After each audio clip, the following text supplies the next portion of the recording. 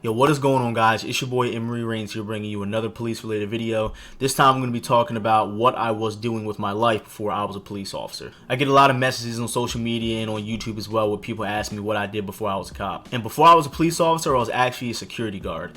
I did security for the Showboat Casino. Pretty much with the Showboat Casino, I was working inside of the casino for another company called the House of Blues. And after I worked in the casino, I did private security for a company called Sun State Security. I know a lot of people out there will knock security guards and security officers, but to be completely honest with you guys, if I wasn't a police officer, if I wasn't a cop, I'd probably still be a security guard. There's different types of security out there. You can be security for, you can be a crowd control security officer. You can be a guard that just stands around in the same spot for 8 hours and doesn't do anything. You guys can work for private companies where you'll literally sit on your ass for 8 to 12 hours and do absolutely nothing.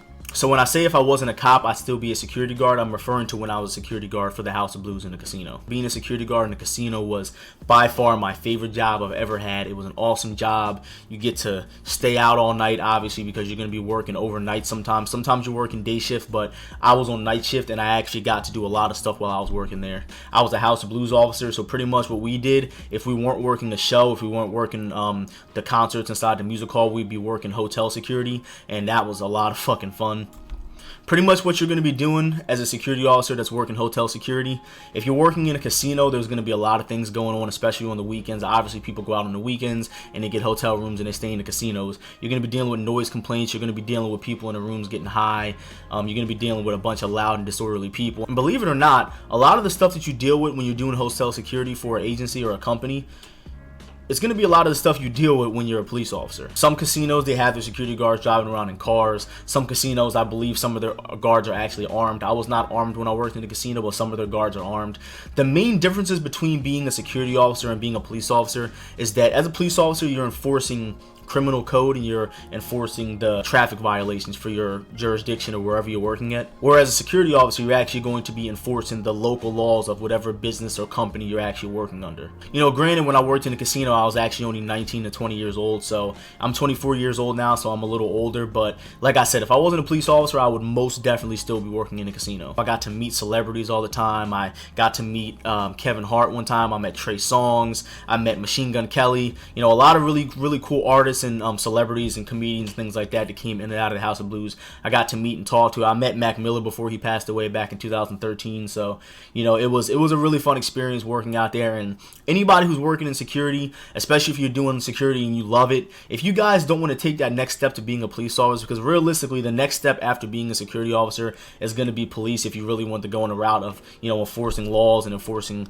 rules and regulations and things like that, that's going to be the next step after being a security guard. And I know guys who have been in armed security for, you know, 25-30 years, and they don't want to go anywhere else. They don't want to do anything else. They never have. They want to stay exactly where they are because they're comfortable. They know what they're doing. They're making pretty decent money. And another thing of being a security guard and officer, some security officers, if you're armed, are going to be making more than police officers. There's a couple of agencies out there that I know that, you know, have private security that are armed, and those guys are making way more money than I am. So pretty much what I'm saying here is, if you guys don't want to go anywhere as far as moving up, then, you know, don't feel like you have to. But the other thing I really want to say is that if you guys really do want to be a police officer, if you guys want to be in law enforcement, do not wait. Like, get started as soon as you can. I went to the academy when I was 22, and honestly, to be completely honest with you guys, knowing that I wanted to be a police officer, I actually should have went to the academy, or at least try to get into the academy a lot sooner than I did. I'm not going to be able to retire from being a police officer until I'm 52 years old. I'm 24 now. I have literally a whole 28 and a half years left of doing this job before I can retire, and it would be lovely to retire at 50 rather than retire at 52. You know, before I went to the academy, before I even tried to become a cop, I was really scared. I was nervous. I didn't think that it was time for me yet. I thought I was too young, and now me being 24 years old, realizing I could have got this job and I turned 18 years old, like, I really wish I would have went into it earlier than I did. I know a lot of people might not agree with me when I say that, and a lot of people might think, oh, 18's too young to do a job like that, but, you know, I'm just giving my perspective on it and doing the job, the reasons why I believe that, you know, being a younger age might actually help you out in the long run, just because you'll be more physically able to be able to do your job if you get into foot pursuits and things like that. You know, you're younger, so your mind can absorb more, you know, just things like that. I feel like it's just better. The younger you are being a police officer, the better. Granted, when you have a bunch of time on the job and you're obviously 15-20 years into your career, you're going to be more seasoned. You're going to be considered a veteran at that point. You know, it's obviously that's going to be better for you, but to be able to get to that point, you have to start off young, right? So if you guys are working in security, or if you guys are class 2 police officers or class 1 and you're waiting for whatever reason, just get it, man. Just go out and get it. Do not wait. I advise you guys just to go out there and get it, man. Get it for yourself. You know, to tell you guys a little bit about me, I know I said it in my past videos, but you know, after I worked in the casino, I took a year off from working, and then I ended up actually going to work for another private security company called Sun State Security. You know, it was a cool experience. I got to experience something different. You know, when I was working in the casino, I was interacting with people all the time. You have people coming in and out of the casino. You have people fighting. You interact with people a lot when you work in the casino. Then I went off to work for a private security company. I was working 5 days a week. I was, you know, sitting on my ass literally for 8 hours a night doing absolutely nothing, sitting in a box watching Netflix.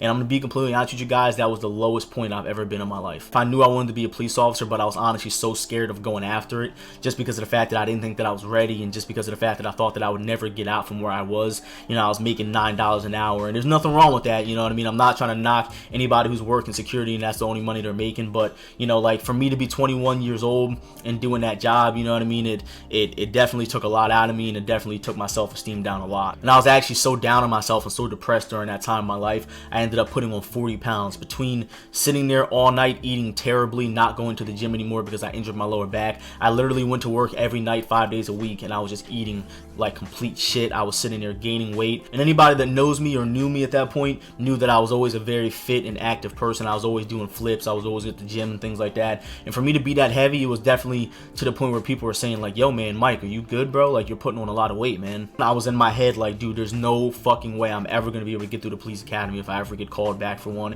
At this point, I applied for a couple different agencies and things like that. I applied for some class 2 positions, and at that point in my life, I really thought that it was never gonna happen for me. I thought that everything was over at this point. And I remember like how bad the pain was on my lower back. I literally couldn't even walk a block. Like, I thought that there was something wrong with me, to the point where I had to go to the chiropractor and get it straightened out. I ended up going to the chiropractor for like 2 to 3 months, and nothing was helping. I was taking painkillers, everything. My pain would just not go away. And like, I would try to go to walk a block, and literally I would have to sit down. Like, I was so fucking embarrassed. It's like, what kind of 21-year-old, you know, shouldn't be able to walk like through the mall without having to sit down every 5 minutes? It's actually crazy, because I remember getting a letter in the mail from the department that I applied for, and literally I was reading it, and I was so happy, but at the same time I was so scared, because, you know, like, I knew that I couldn't run even a quarter mile at this point. Like, I was so heavy, and the pain in my lower back was so bad, I knew that there was not a fucking chance I was gonna make it through the academy. And every single day I went to the academy, I literally got my ass kicked. You know, I literally went from running a mile and a half in almost 20 minutes to getting my mile and a half time down to 10 minutes. So pretty much the moral of all this is, you know, you can always do better than what you're doing in your life, you know, and I don't want you guys to take that the wrong way, but what I mean is, if you're excelling at something, or if you're doing well, you can always do better. Always push yourself to do better in your life.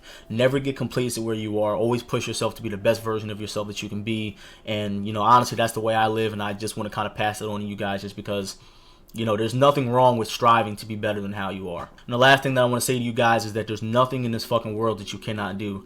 Never let someone tell you that you can't do something, especially if it's something that you know in your heart that you want to do. There's nothing in this fucking world that you can't do. And I really do hope you guys are enjoying these videos. I'm loving making them for you guys. I'm loving the support that I'm getting, of course, on social media and on YouTube as well. And I just wanted to say thank you guys again. We actually are about to hit 3,500 subscribers, and that's fucking awesome. Like, seriously, it's such a great feeling to know that I'm reaching out to you guys. I'm helping you guys out. But that's going to do it for this video, guys. If you have any comments, questions, or concerns, please be sure to leave in the comment section, or you guys can email me at EmeryReigns@yahoo.com, and I will talk to you guys one-on-one. Or if that doesn't work for you, you can also hit me up on social media at EmeryReigns as well. And again, I just want to thank you guys for all the support. I hope you continue to support me as well. And that's going to do it for the video. One last thing, I actually did just design another hoodie that's going to be inside of the EmeryReigns merch store. This is going to be the EmeryReigns official hoodie. And of course, to support you guys for the following and everything like that, the Effect Fam, which is you guys. If you guys are interested in this, please be sure to private message me on something. I will give you guys a $10 off code, so that way the hoodie's only, I believe it's like $32 or something like that. Everybody, especially all my police officers out there, hope you guys are safe. Hope you guys are enjoying your life and things like that. I will catch you guys next time. Peace.